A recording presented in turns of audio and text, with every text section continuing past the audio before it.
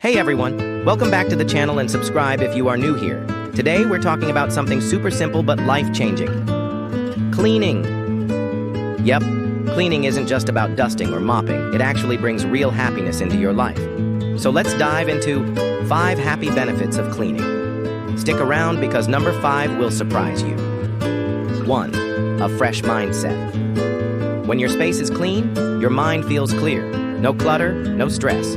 Suddenly, you can think better, focus sharper, and even sleep more peacefully. 2. Boosts your mood. Cleaning literally makes you happier. Studies show tidying up releases endorphins, the same happy hormones you get from exercise. It's like a mini workout with instant joy. 3. Better health. A clean home means less dust, fewer allergens, and fewer chances of getting sick. Plus, washing those dishes and wiping surfaces actually protects your immune system. 4. More productivity. Ever noticed how you can't work in a messy room?